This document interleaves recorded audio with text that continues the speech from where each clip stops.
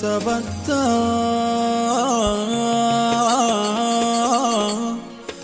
ostane kati atmanna amani nafsi wagu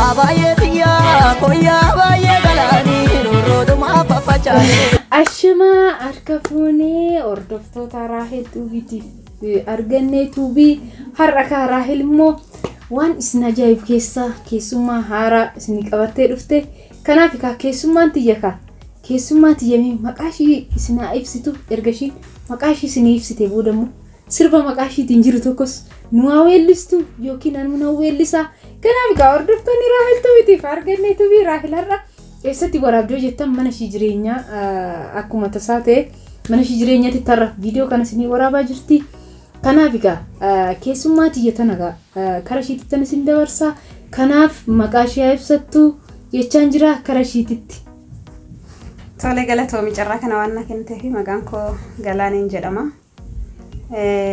sirba abbaan of faarsu mitiire mee sirba keessan mee maqaa keetirraan ka'u nu sirbi Galaanee maalika abbaan of faarsu ordoftoota fi daawwattoota Raahel Tuubii Galaaneen sirba wayiiti jira sirba shawaa sirba maqaashiitiin sirba wayiiti jira Galaanee har'a sirba san oduu gaafilee mammaaksa fi hibboo yookiin immoo gaafilee afaan Oromootiin darbi Galaanee faaruu yookiin immoo sirba maqaashii san xiqqoo ishii naa sirbitu jechaan jira kanaaf Galaanee kara sirba keetiitti si dabarsa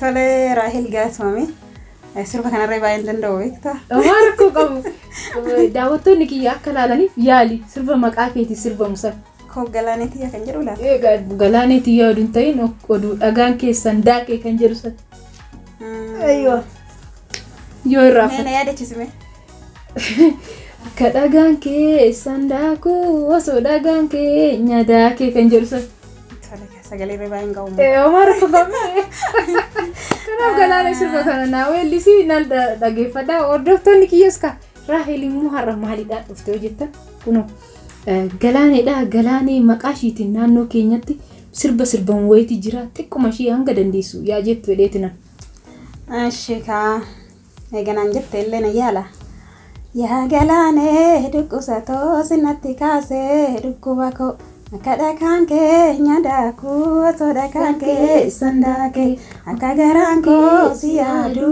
osoo garaan kee na yaade yaa Galaanee kottu malee odungoo koo korte malee Gaara Galaanee aywa baay'ee galateeffannaa hordoftoota Raahel Tuubiitiif arganne tuubii Galaaneen akkanatti faaruu kanaan isin eegallee maaliif akkasin itti bu'aartaniifanii faaruu kana yookiin immoo sirba kana Galaaneen akka nu affeertu godhe kanaaf Galaanee har'a nafira dhufu keetiif anillee baay'een gammadee baay'ee galatoomii kanaaf amma gaafii si gaafadhaa gaafii suni gaafii naannooti gaafii suni gaafii nan si gaafadhu suni gaafii naannoo keenyaa kan namni itti dubbatu kanaaf oduu dubartii heerumtee galte takkaan gursummeetti yookiin immoo asmaaree jennee dhiira fuudhee hiike tokkoon maal jenna maal jedhamaan taloo maal jedhamaan taloo ana nagaafattaare mee afaan na goge xiqqoo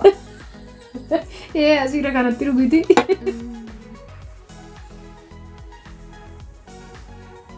maal jedhama raafadhe dhuga dubartii heerumtee hiikteef gursummeetti yoo jenna ayyoo kanaaf dubartii heerumtee hiikteef gursummeetti yoo jenne dhiira fuudhee hiikeef subboo jenna kanaaf Galaaneen deebisteerti Galaaneen gaarraa namootee jirti amma immoo gaafii lammataatti deebinaa gaafii lammataan dhiira fi dubartiidhaaf ilkaantumaa yoo jenne dhiiraaf maal jennaadha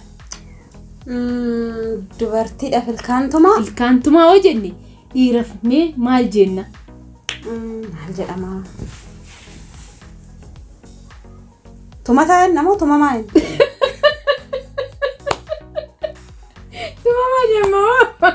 Tumataa jennama tumamaa jennettee galaane yaali naannoo keenyatti sirriitti dubbatama dhiirri naannoo keenyatti illee waan kaneen hojjetatu maqaa isaa sanin jedhe. Haa amma yaadadhe guraa maleedha maalaata. Ayyuu deebisteetti. Kanaaf dubartiidhaaf ilkaan tumaa hojjenne dhiiraaf guraa male jenna. Akkasika hordoftoonni Raahel Tuubitiif argannee tuubii gaafiin afaan Oromoo kiyya akkanumatti itti fufee jira. Ka ammas ka kabajaan nafaana turaa jecha ammas immoo kara gaafii kaanitti ittiin deebi'a galaanee maa gaafiitti baay'isteellee hojjettani. Gaafii ka galaanitti kanan baay'isuuf galaaminen dandeettii afaan Oromoo yookiin dubbachuu waan qabduuf kutaa 10 ol waan taateefan gaafii kana shiidhaa dhiyeesse. Kanaaf ka galaanee ammas gara gaafii sadaffaatitti deema. Gaafii sadaffaan kiyya maal jedha? Adurree namaaf adurreedhaaf dhalte hoo jenne namaaf maalii jenna?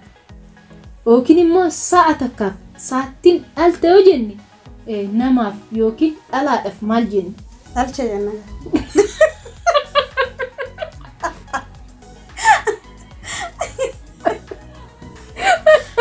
Way galaaneen kulfaan jeesaatti ka daawwattoonni kiyya daawwattoonni Raahel fi argannee tuubii kuno akkana gaafiin kiyya namaaf waan ishiin jettuun gaafadhe horiidhaaf yookiin adurreedhaaf yookiin sa'aaf dhalte hoo jenne namaaf maal jenna?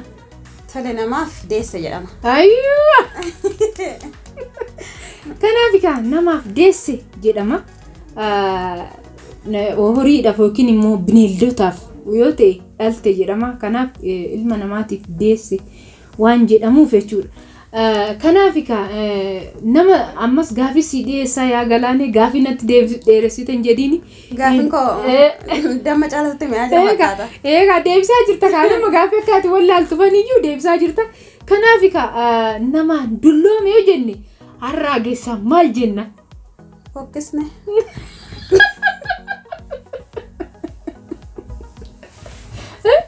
Mee har'aa geessaaf maal jedhama? Namaaf dulloome jedhame. Har'aa geessaaf maal jedhama? Dhugaa gaafii kana takka dhageetu hin beeku ganna lattee. Har'a immoo yeroo tokko fa'aa kootiif waan ta'e. Hin beeku.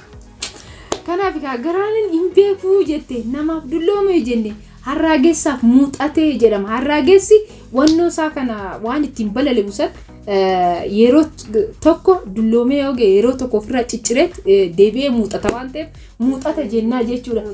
Kanaaf akka bofaa. Kanaaf hordoftoonni fi daawwattoonni Raahel Tuubii har'a Raahel nama haaraa yookiin immoo chaanaala kiyyarratti hin mul'atiin akkuma carraa akkuma beektanii har'a guyyaan keenya guyyaa boqonnaati.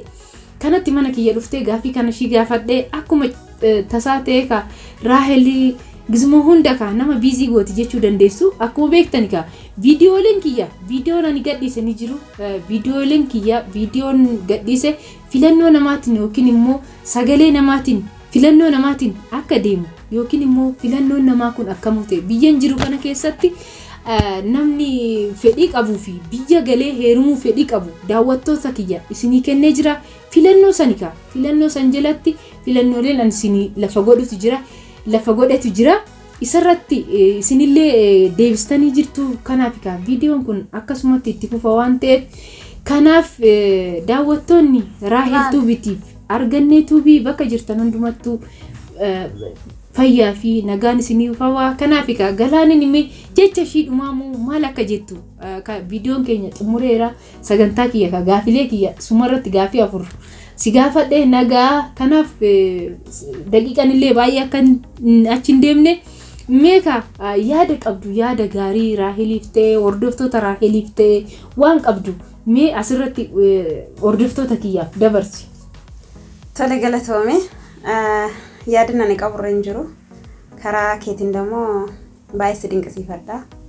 Baay'ee naa beektudha. Haaluma kanaan itti fufsiin jedha galatoome. Galatoomika.